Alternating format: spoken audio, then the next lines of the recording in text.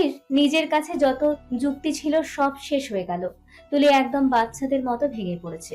মূলত ভয় পাচ্ছে বাসায় ফিরে গেলে এভাবে তাদের আর একসঙ্গে থাকা হবে না, নিজেদের মধ্যে তেমন কথাবার্তাও হবে না। শুভ্র কাজে ব্যস্ত হয়ে যাবে, তুলি পড়াশোনায়। এভাবে টাইম কেটে যাবে, দুজনের দূরত্ব বাড়বে। তুলি তখন বাঁচবে কিভাবে? তুলি শুভ্রকে আচমকা জড়িয়ে ধরল। হঠাৎ এমন করায় টাল সামলাতে না পেরে দু কদম পিছিয়ে গেল শুভ্র। পরপর নিজেকে সামলে দু হাতে শক্ত করে আঁকড়ে ধরল তুলিকে। যতটা আঁকড়ে ধরলে বুকের মধ্যে পিষে ফেলা যায়, ঠিক ততটাই। অন্যবার তুলি এমন করে জড়িয়ে ধরলে চেঁচাতো, তবে আজ তুলির মুখে রা অব্দি নেই। আরাম করে শুভ্রর বুকের মধ্যে পড়ে আছে ও। শুভ্র তুলির চুলে চুমু খেলো, তারপর টিপ্পিনি কেটে পড়ল ও। ভালোবাসায় তো জ্বলে পুড়ে যাচ্ছ তুলি।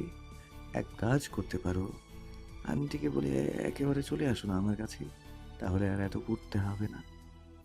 তুলির কি হলো? শুভ্রকে জড়িয়ে ধরে বুকে মুখ ঘষে ব্যস্ত হয়ে বলল, আমি আজকেই বলবো গিয়ে কিসের 4 বছর, কোনো 4 বছর টছর না। We are married. আমরা কেন আলাদা থাকবো? ইসলামে নেই এইসব। শুভ্র থমকে গেল। তুলির পাগলামি এবার লিমিট ক্রস করছে। শুভ্র এবার তুলিকে জোর করে নিজের থেকে ছাড়িয়ে নিল। তুলি কান্না মাখা মুখে শুভ্রর দিকে চাইল। শুভ্র কিছুটা কঠোর হয়ে বলল, পাগলামি করবে না। আমাদের বিয়ের মূল শর্ত এটাই ছিল, বিয়ের পর তোমার পড়াশোনায় ইম্প্যাক্ট যেন কখনো না পড়ে। আগে যেভাবে পড়াশোনা করতে এখনো তাই করবে, আর আমাদের একসাথে 4 বছর পরই থাকা হবে। Got it? কী সব বলছো তুমি তুলি? তোমার আম্মু শুনলে ভাববেন আমি তোমাকে উল্টাপাল্টা বুঝিয়েছি। আমাকে দোষী বানিও না সবার সামনে, প্লিজ। তুলি কাতর চোখে শুভ্রর দিকে চাইল, ভাঙা ভাঙা গলায় বলল, আমাদের একসাথে থাকা কি পাপ? আপনি কেন দোষী হবেন? পাপ নয় তুলি, পরিস্থিতি বুঝো। তুলি নিজেকে সামলালো। সে কবে থেকে এমন ছিচকাদুনি হয়ে গেছে। শুভ্রর ইচ্ছে নেই তুলিকে উঠিয়ে নেওয়ার, দুজনে একসঙ্গে থাকার। তুলিকে দূরে দূরে রাখতে পারলেই তো শুভ্র যেন বাঁচে। তাহলে সে কেন খামোখা পাগলামি করবে? সম্পর্কের শুরু থেকে তুলি সবসময় আগে স্টেপ নিয়ে এসেছে। শুভ্র কি করেছে? কিছুই না। সম্পর্ককে আগে বাড়ানোর ক্ষেত্রে একমাত্র তুলির ভূমিকা আছে, আর কারণ নেই, কারণ না। শুভ্র একা যদি থাকতে পারে তাহলে তুলিও পারবে। তুলির দরকার নেই কারণ। তারপর তারপর বদলে গেল সব। তুলি আর একটা বারও পাগলামি করলো না, আর নাইবা শুভ্রকে জ্বালালো। দুজনেই ঢাকা ফিরে এলো। বাসেও দেখা গেল তুলি বড্ড নীরব ছিল। যা বলার শুভ্রই বলেছে। শুভ্র ভেবেছে তুলির মন খারাপ, তাই কথা বলছে না। কিন্তু শুভ্র ভুল ছিল, মন খারাপ নয়, বরং তুলি অভিমান চেপে রেখেছিল নিজের মধ্যে। মনের মধ্যে অভিমানের ধোঁয়া উঠতে উঠতে এক পর্যায়ে তা ঘনীভূত হয়ে ক্ষোভে পরিণত হয়েছে। ক্ষোভ থেকেই অবহেলা। তারপর তারপর কি? ঢাকা ফেরার পর থেকে তুলি একদম চুপচাপ হয়ে আছে। শুভ্র কল করলে ধরে না। প্রতিদিন অনেকগুলো মিসড কল জমে থাকে তুলির কল লিস্টে। তুলি ধরে না। তুলি এভাবে যোগাযোগ বিচ্ছিন্ন কেন করেছে শুভ্র বুঝতে পারছে না। শুভ্র কয়েকবার তুলির সঙ্গে দেখা করার চেষ্টাও করেছে, এই নিয়ে মেসেজও করেছে তুলিকে। তুলি রিপ্লাই করেনি। শুভ্র হঠাৎ করে তুলির এমন ব্যবহার দেখে থমকে আছে এক প্রকার। তুলি তো এমন নয়। শুভ্র বলতে যে মেয়ে অজ্ঞান, সে মেয়ে কি করে শুভ্রর সঙ্গে এতটা দিন যোগাযোগ ছিন্ন করে রেখেছে? শুভ্র ভেবেছে আজ তুলির বাসায় যাবে, সরাসরি কথা বলে এই মহা সমস্যার সমাধান করতে হবে। দুপুরে খেতে বসেছে শুভ্র। আফরোজা আজ ইলিশ ভাজা করেছে। শুভ্র এসব ভাজা মাছ ভাজা মাংস পছন্দ করে। আফরোজা ইলিশের টুকরো শুভ্রর পাতে তুলে দিলেন। শুভ্র মায়ের দিকে চেয়ে হালকা হাসলো, তারপর বলল, তুমিও বসো আম্মু, ইনসুলিন নিয়েছো এখন? আফরোজা নিজের প্লেটের মাছের কাঁটা ছাড়াতে ছাড়াতে বললেন, দিয়েছি। সুই ছাড়া কি ডায়াবেটিস আর কোনো ঔষধ নেই রে শুভ্র। সুই গাঁথতে হাতে কাঁপে আমার। দিতে হবে আম্মু, কিছু করার নেই। তোমার ডায়াবেটিস মেডিসিন দিয়ে কন্ট্রোলে আসবে না। কথা বলার ফাঁকে শুভ্র নিজের খাওয়া বাদ দিয়ে মায়ের প্লেটের মাছ নিয়ে কাঁটা ছাড়ালো। তারপর কাঁটা ছাড়ানো মাছ তুলে দিল আবারও আফরোজার প্লেটে। আফরোজা ছেলের এই কাজ দুচোখ ভরে দেখেন। শুভ্র এই কাজ সব সময় করে। ছোটবেলা থেকে শুভ্র স্বনির্ভর, নিজের কাজ নিজেই করে। তারপর একটু বড় হয়েছে, সে তখন মায়ের দুঃখ বুঝতে শুরু করেছে। আফরোজার প্রথমে একটা মেয়ে নেই বলে আফসোস করতেন। অটুকু বাচ্চা শুভ্রর এই ব্যাপারটা কি যে গায়ে লাগলো, তারপর থেকে সে ঘরের কাজে আফরোজার সঙ্গে হাত মেলাতে শুরু করে। আফরোজা বকেন, ছেলেরা এসব কাজ করে না, আরো কত কি বলেন, শুভ্র বোঝে না। আফরোজা এরপর দমে যান, মানা করার আর কিছু অবশিষ্ট থাকে না। কিন্তু জীবনের এই বৃদ্ধ বয়সে এসে আফরোজা বুঝেন শুভ্র না রাজি হয়ে ভালোই করেছে, না হলে বুড়ো বয়সে এক হাতে ঘরের 16 আনায় কাজ আফরোজার একার পক্ষে করার সম্ভব হতো না। শুভ্রর মন আজ নিজের মধ্যে নেই, তার আজ ইলিশেও মন নেই। সে খামোখা হাত দিয়ে ভাত মাখিয়ে যাচ্ছে সে কখন থেকে। আফরোজা ছেলেকেই প্রথম এতটা অন্যমনস্ক হতে দেখলেন, তিনি বিচলিত হয়ে পড়লেন। শুভ্র সাজেক থেকে আসার পর তো ঠিকই ছিল, মন মেজাজ তার ভীষণ ফুরফুরে ছিল। এখন দুদিন ধরে তার ঠিক হয়েছেটা কি? মায়ের মতো ছেলের অশান্ত অবস্থা দেখে নিমিষেই চিন্তিত হয়ে যান। আফরোজা শুভ্রর চওড়া কাঁধে আলতো করে হাত রাখেন, ডাকেন, শুভ্র। শুভ্র শোনে না, সে এখনো অন্য ধ্যানে মগ্ন। মূলত তুলির কি হয়েছে, শুভ্রর সঙ্গে সবকিছু শেষ করে দেওয়ার মানেটাই কি কি সেটাই তো বুঝতে পারছে না শুভ্র। আফরোজা থামেন, তারপর শুভ্রর কাঁধে আলতো চাপড় দিয়ে ডাকেন, এই শুভ্র। হুম? ও হ্যাঁ আম্মু, কি বলো? শুভ্র এবার ফিরে তাকায় আফরোজার দিকে। আফরোজা থামেন, গাঢ় চোখে ছেলের দিকে চেয়ে থাকেন কিছু সময়। শুভ্র হয়তো আফরোজার চাহনি বুঝতে পেরেছে, সে কিছু না বলে গলা পরিষ্কার করে আবারও খেতে মন দেয়। আফরোজাকে শুভ্র কিছু জানাতে চায় না, সে চায় না আফরোজা জানুক তাদের মধ্যে কিছু ঠিকঠাক চলছে না, খামোকা চিন্তা করবেন। শুভ্র তো আজ যাচ্ছে তুলির বাসায়, ঘাড় তারা তুলিকে চেপে ধরে সব ঠিক করে দিবে সে সব।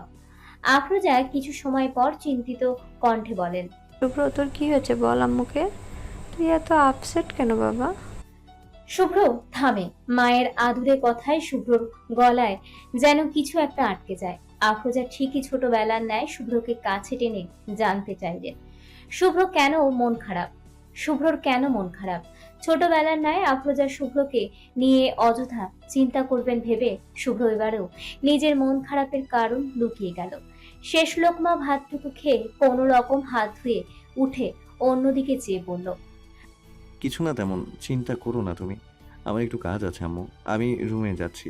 বাসনগুলো নিজে না ধুয়ে ডিশ ওয়াশারে দিয়ে দিও। শুভ্র দ্রুত পায়ে হেঁটে নিজের রুমে চলে যায়।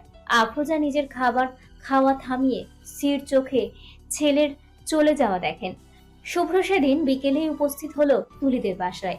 ইয়াসমিন দরজা খুলে দিলেন, শুভ্র তাকে সালাম করলো।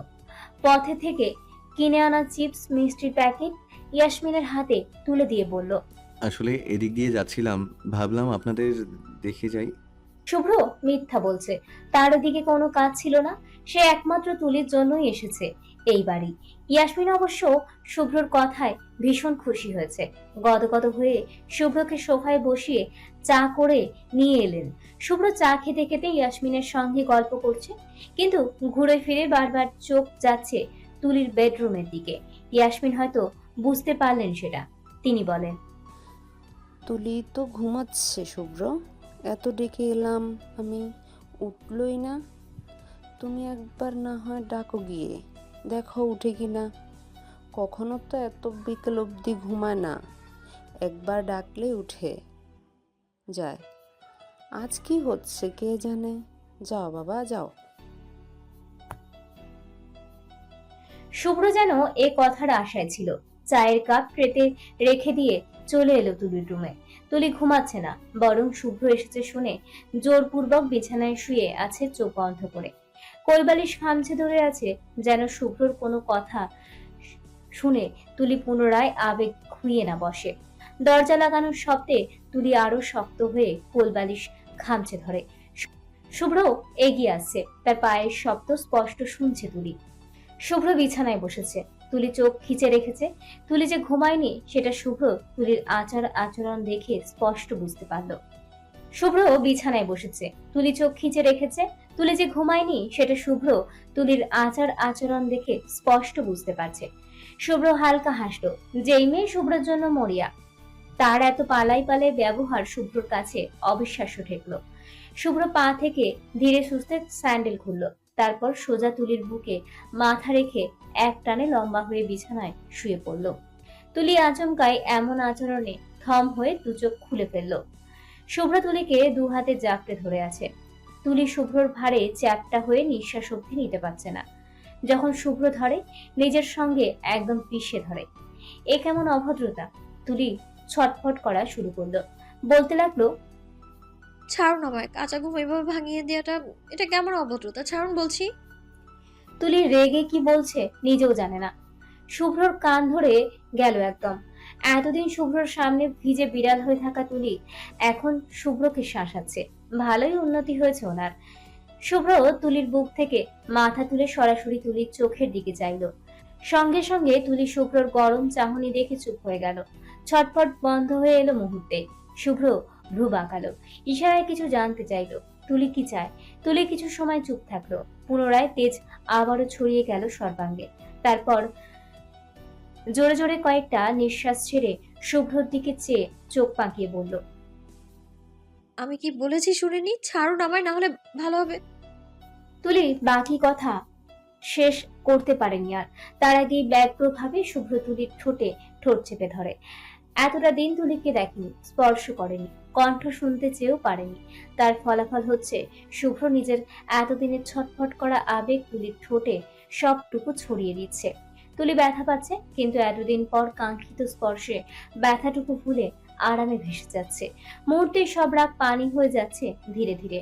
আস্তে আস্তে তুলি ডান হাতের আঙুলে শুভ্রর মাথার চুল খামচে ধরে, বাম হাত রাখে শুভ্রর প্রশস্ত পিঠে।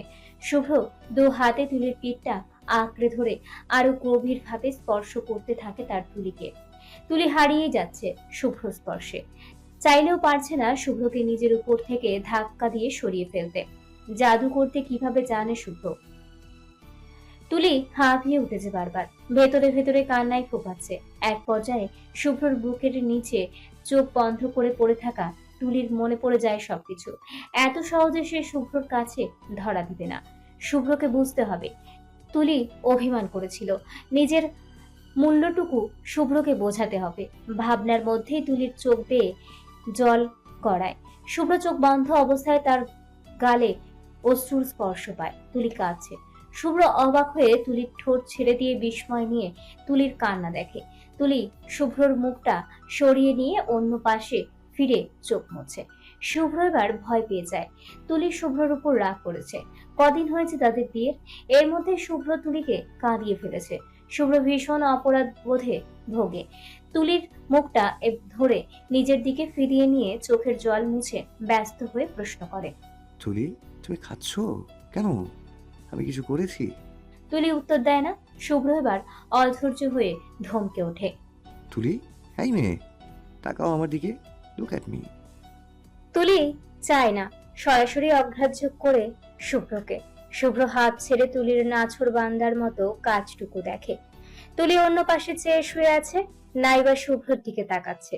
শুভ্র অনেক চেষ্টা করলো তুলির সঙ্গে কথা বলার, কিন্তু তুলিও কোনো সুযোগই দিল না।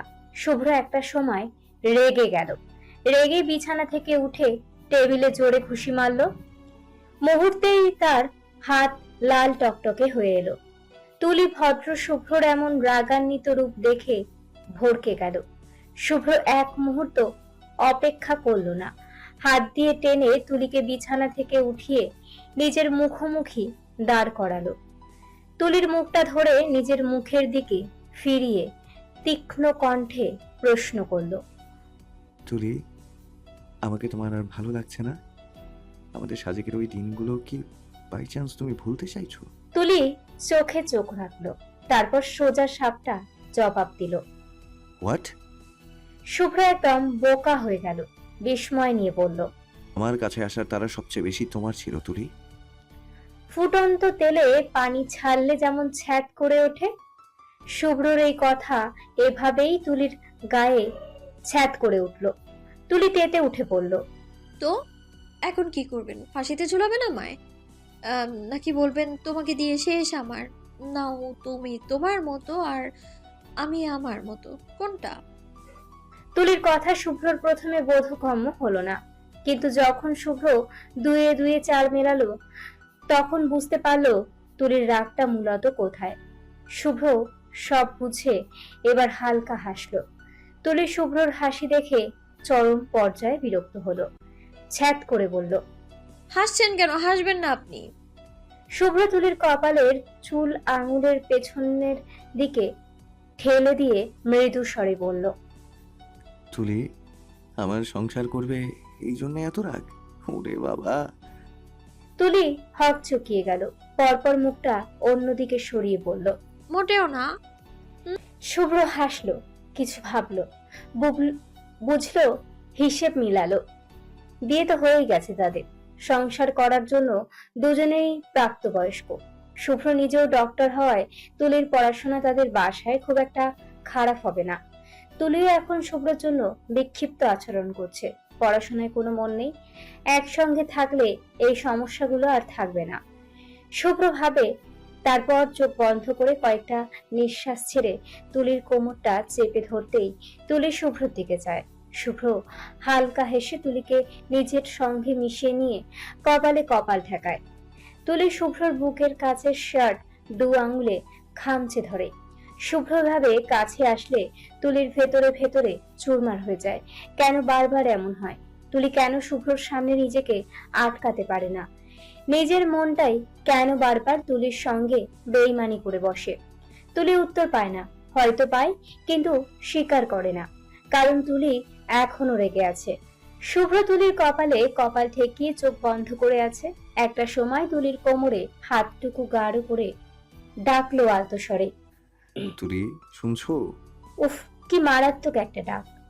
তুলির মনে ফুলঝুরিকে ছেটায়। তুলি জবাব দিল নিজের অনিচ্ছায়, আপনা আপনি। শুভ্র তুলির কপালে চুমু খায়, তারপর আবার কপালে কপাল ঠেকায়, মিষ্টি করে এক মারাত্মক প্রশ্ন করে। আমার ঘরটায় যাবে তুলি? আমার ছোট্ট ওই ঘরটায়, যেখানে আমি, তুমি আর আম্মু মিলে আমাদের ছোট্ট এক সংসার সাজাবো। সংসারের রানী থাকবে তুমি, আমি রাজা। ভালোবাসা দিয়ে সাজাবো আমাদের ওই ছোট্ট ঘর। যাবে তুলি? তুলির শরীরটা নিত্যের ন্যায় ঝংকার দিল। তুলি চোখ বন্ধ করে জোরে জোরে নিঃশ্বাস ফেলল। শুভ্র হাসলো তুলির ছটফটানি দেখে। একটা সময় তুলি খুশি হলো, কিন্তু শুভ্রর কাছে ছোট হয়ে যাবে ভেবে খুশিটুকু গোপন করে গম্ভীর হয়ে পড়ল। আপনার ইচ্ছে আপনার বউ ঘরে তুলবেন কিনা, আমার এইসবে তাড়া নেই। কথাটা বলে তুলি কিছু সময় শুভ্রর দিকে চেয়ে নিজেই বোকা হয়ে গেল। তার তাড়া নেই, এ কথাটা নিজের কাছেই মারাত্মক হাস্যকর শোনালো। গত কয়েকদিন শুভ্রের সঙ্গে যেমন ব্যবহার করেছে, তাতে কোন পাগলেও বুঝবে কার তাড়া বেশি ছিল। শুভ্র ভ্রু বাঁকিয়ে তুলির দিকে চেয়ে আছে। তুলি অস্বস্তিতে হাঁসফাঁস করে অন্যদিকে চেয়ে নিজের বোকা ভাবটুকু আড়াল করার জন্য মিনমিন করে বলল। এভাবে তাকান কেন? আপনার মনে হচ্ছে আমি মিথ্যে বলছি? আমার সত্যিই তাড়া নেই। তুলি নিজেই নিজের সাফাই গাইছে বারবার। শুভ্র ভাবে তুলিকে দেখে শব্দ করে হেসে ফেলল। হুট করে মুখটা এগিয়ে এনে তুলির ডান গালে চুমু খেয়ে মিষ্টি হেসে বলল। হ্যাঁ, আপনার কোনোই তাড়া নেই আমার কাছে আসার। যা তারা সব আমার, আমি মেনে নিলাম। নজর লোকাতে হবে না আর। তুলি গালে হাত দিয়ে শুভ্রর দিকে চেয়ে চোখ সরিয়ে নিল লজ্জায়। গালটা শুভ্র একদম গরম করে ফেলেছে, স্পর্শটা এখনো তরতাজা, যেন শুভ্রর ঠোঁট এখনো তুলির গাল ছুঁয়ে বসে আছে। তুলি লজ্জা পাচ্ছে, লজ্জায় ইতি উতি চেয়ে হাঁসফাঁস করে তারপর না পেরে এগিয়ে এসে শুভ্রর বুকেই মুখ লুকালো। শুভ্র তুলির এমন ব্যবহারে হা হা করে হেসে তুলিকে শক্ত করে জড়িয়ে ধরল। এই পাগলটাকে নিয়ে কই যাবে শুভ্র? বাসায় এসে শুভ্র সেই কখন থেকে আফরোজার কোলে মাথা রেখে মেঝেতে হাঁটু গেড়ে বসে রয়েছে। আফরোজা শুভ্রর ঘন চুলে হাত বুলিয়ে দিচ্ছেন। আফরোজা শুভ্রের চুলে হাত বুলিয়ে বুলিয়ে বলল। শুভ্র, কখন থেকে এভাবেই বসে আছিস? কিছু বলবি? বললে বল। শুভ্র মিছে রাগ দেখিয়ে বলল। আমি এইভাবে আছি, তুমিও বসে থাকো, মাথায় হাত বুলাও, ভালো লাগছে। আফরোজা হেসে উঠলেন। শুভ্র চওড়া কাঁধে হালকা করে চাপড় বসিয়ে বললেন, একদম কথা লুকাবি না, তুই এমনি এমনি এখানে বসে আছিস না, তোর পেটে কিছু আছে, জলদি বল। শুভ্র বুঝলো আফরোজার থেকে কিছুই লুকাতে পারবে না সে। মা মাই হয়, মায়েরা সব নিমিষেই বুঝে ফেলে। শুভ্র কোল থেকে মাথা তুললো, বাচ্চাদের মতো আফরোজার কাছে চেয়ে বসলো।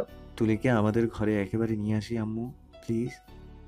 আফরোজা শুরুতেই শুভ্রর কথা শুনে অবাক হয়েছেন, পরপরই টিপ্পিনি কেটে বললেন, এই তুই না তুলিকে বিয়ে করতে চাসনি, এখন 2 মাসে এত পাগল হচ্ছিস কেন? শুভ্র মাথা চুলকে অন্যদিকে চাইলো। আফরোজা হাসলেন শুভ্রর লজ্জা দেখে। তারপর শুভ্রর মাথার চুল এলোমেলো করে দিয়ে বললেন, ভালোবেসে ফেলেছিস না?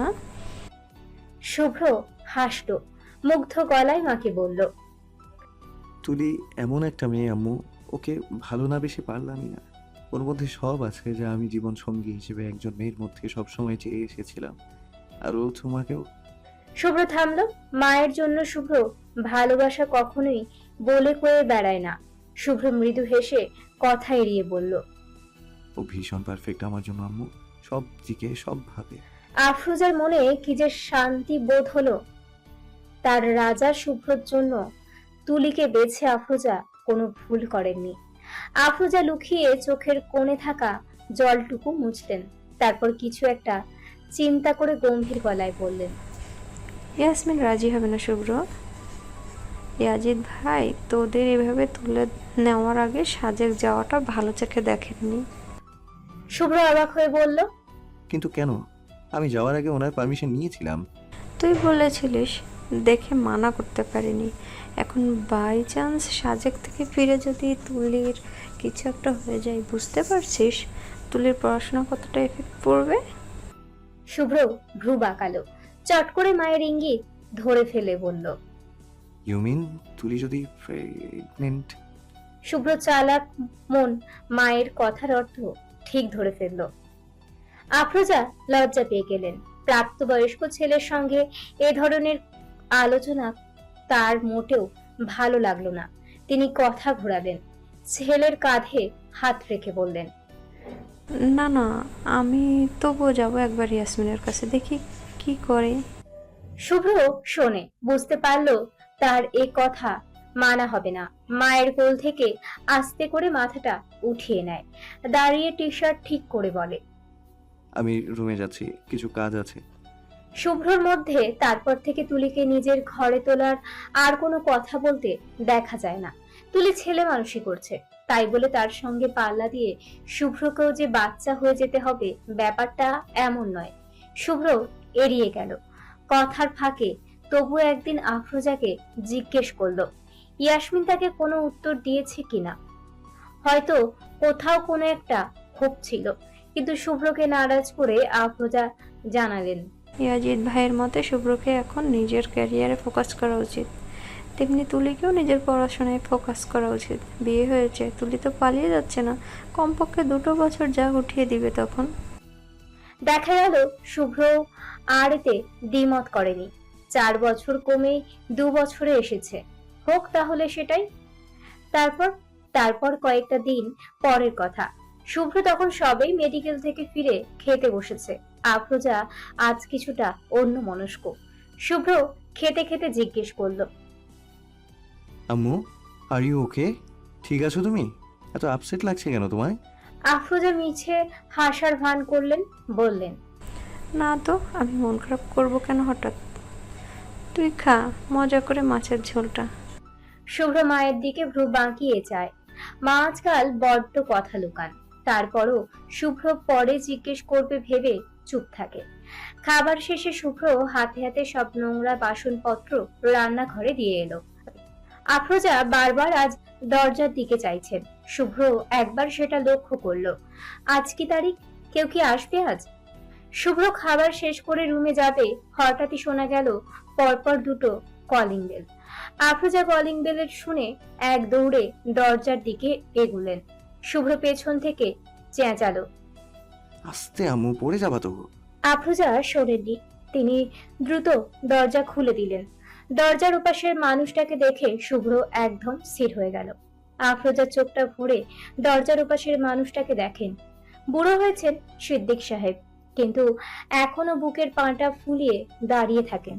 সাদা পাঞ্জাবিতে আগের মতো এক ফোঁটাও দাগ নেই। যা দাগ করার সেটা তো আফরোজা 28 বছর আগেই করে এসেছেন। আফরোজা যেন চাইলেন ঝাঁপিয়ে পড়তে বাবার বুকের মধ্যে, কিন্তু কোথাও এক বাধা, এক জড়তা থেকেই গেল। আফরোজা 2 কদম সরলেন, কম্পিত গলায় বললেন, আব্বা কেমন আছো? ভেতরে আসো, ব্যাগটা আমার কাছে দাও। সিদ্দিক সাহেব ব্যাগটা সরালেন একটু পেছনে, গম্ভীর গলায় বললেন, নিজের বোঝা নিজেই বইতে পারি আমি, কারোর ওপর বোঝা হয়নি, কোনোদিনও হবও না। আফরোজা অপমানটুকু গিলে ফেললেন মুহূর্তেই। হাসার ভান করে কিছু বলবেন এগিয়ে এলো শুভ্র, মায়ের পেছনে দাঁড়িয়ে বলল, ভেতরে আসুন নানাজান। সিদ্দিক সাহেব বহু বছর পর শুভ্রকে দেখলেন। শুভ্র ছোটবেলা থেকেই শুনেছে মানুষের মুখে যে ভীষণ ভদ্র এক ছেলে পেয়েছে আফরোজা। আফরোজার ছেলের প্রশংসা নিজের বাড়িতে সর্বক্ষণই শোনেন সিদ্দিক সাহেব। যেন সবাই চায় শুভ্রর দিকে চেয়ে হলেও আফরোজাকে এ বাড়িতে নিয়ে আসেন সিদ্দিক সাহেব। সিদ্দিক সাহেব ভেতরে ঢুকলেন, হাতের মিষ্টির প্যাকটা সোফার টেবিলে রেখে সোফায় বসলেন। আফরোজা প্রথমে চেয়েছিলেন বাবার পাশে বসতে, কিন্তু বসলেন না। বাবার থেকে দূরে সোফায় বসে মুচকি হাসলেন। শুভ্র মায়ের পাশে সোফা ঘেঁষে দাঁড়িয়ে আছে, ভ্রু কুচকে নানাজানের এক এক কাজ দেখছে। এই যে নানাজান বারবার চোখ ঘুরিয়ে তার ঘরের সাজসজ্জা দেখছেন, সেটাও লক্ষ্য করলো শুভ্র। শুভ্র মনে মনে হাসে, শুনিয়ে শুনিয়ে বলে, ঘরটা আম্মুর হাতে সাজানো। সিদ্দিক সাহেব কিছুই বললেন না, শুরুতেই কথা তুললেন, তোমার বাসায় আসার পেছন কারণ আছে, ভেবো না আমি সব মেনে নিয়েছি বা নিয়েছি। পুরানো ক্ষত এত সহজে ভুলে না কেউ। বাকি কথা বলার আগেই আফরোজা শুভ্রর দিকে চেয়ে বললেন, শুভ্র 2 কাপ চা করে আনবি তুই। শুভ্র বুঝতে পারল তার মা চান না শুভ্র এদের সব ক্ষত তাজার কথা শুনুক। শুভ্র ভ্রু কুচকে নানার দিকে চেয়ে রান্নাঘরে গেল। আফরোজা কথা বলেন, কাকুতির স্বরে বলেন, আব্বা আমি মাপ চাইছি পুরনো সব কাজের জন্য। বয়স হয়েছে আমার, বাপ মায়ের নারাজি নিয়ে মরলে কবরে গিয়েও শান্তি পাবো না। সিদ্দিক সাহেব আগের ন্যায় গাম্ভীর্য রেখেই বললেন, পুরানো ক্ষত মাপ করতে তোমার বাসায় আমি আসিনি, এসেছি একটা কাজে। তোমার ছোট ভাই বড় ছেলে রিশাদের বিয়ে, সবাই খুব জেদ করেছিল তোমাকে বিয়েতে আসার, তাই এলাম। বিয়ের কার্ড রেখে গেলাম, আসলে এসো, না আসলে নাই, তোমার ইচ্ছা। আগেও তো আমাদের ইচ্ছার কোনো দাম তোমার কাছে ছিল না, এখনও থাকবে না, সেটার আশাও নেই। শুভ্র এর মধ্যে চা করে নিয়ে এলো। ক্রেটা সোফার টেবিলের উপর রাখবে তার আগেই সিদ্দিক সাহেব উঠে পড়লেন সোফা থেকে। চায়ের দিকে চেয়ে তাচ্ছিল্য হেসে বললেন, তোমার বাড়ি অন্ন আমার মুখে ঢুকবে না কোনোদিনও শুভ্র, চা ফেলে দিও, আসি। শুভ্র নানাজানের এসব কাজ তীক্ষ্ণ চোখে এতক্ষণ দেখছিল। এবার আর সহ্য করতে না পেরে কিছু বলতে যাবে তার আগেই আফরোজা শুভ্র বাঁ হাত চেপে ধরেন। শুভ্র আটকে যায়, দাঁতে দাঁত চেপে সিদ্দিক সাহেবের সকল অপমান গিলে ফেলার চেষ্টা করে। সিদ্দিক সাহেব চলে গেলেন। তিনি যেতেই শুভ্র এবার রাগে ফেটে পড়ল, বলল, এসব কি ধরনের ব্যবহার ওনার? আম্মু, তোমাকে উনি এভাবে বাড়ি বয়ে অপমান করে গেল, তুমি নিজে না কিছু বললে আর না আমাকে কিছু বলতে দিলে। বিয়ে করেছিলে তোমরা, বাচ্চা অ্যাবর্শন করার মতো নোংরা মানসিকতা ওদের ছিল। It's all about their fault, not yours. কেন এভাবে মুখ বুঝে ও বাড়ির সব কথা সহ্য করো বলো তো? আফরোজা চোখের জলটুকু মুছে নিয়ে চায়ের ট্রেটা নিয়ে কিছু না বলে রান্নাঘরে গেলেন। শুভ্র মায়ের পিছু পিছু এলো। আফরোজা চা বেসিনে ফেলে কাপ ধুতে ধুতে বললেন, ব্যাগ গুছা, আমরা কাল তো নানার বাসায় যাব। আব্বা বিয়ের দাওয়াত দিতে এসেছিলেন। শুভ্র এবার চেঁচালো, বলল, কেন যাবে তুমি বিয়েতে? তারপর সবাই আরো 5টা কথা শোনাক, তুমিও শোনো। হাই প্রেশার তোমার, খেয়াল আছে সেটা? যদি কিছু হয়ে যায়? কি হবে, বেশি মরে যাব। আফরোজা কথাটা হেসে হেসে বললেও শুভ্রর কাছে মোটেও কথাটা একটুও ভালো লাগলো না। সে কিছুক্ষণ মায়ের দিকে হাঁ করে চেয়ে থাকলো, পরপর দরজায় ঘুষি দিয়ে রেগে মেগে নিজের ঘরে চলে গেল। আফরোজা বুঝতে পারলেন শুভ্রর সামনে দুনিয়ার সবচেয়ে জঘন্য কথাটা বলা হয়ে গেছে। আফরোজা নিজের কাজে নিজেই বিরক্ত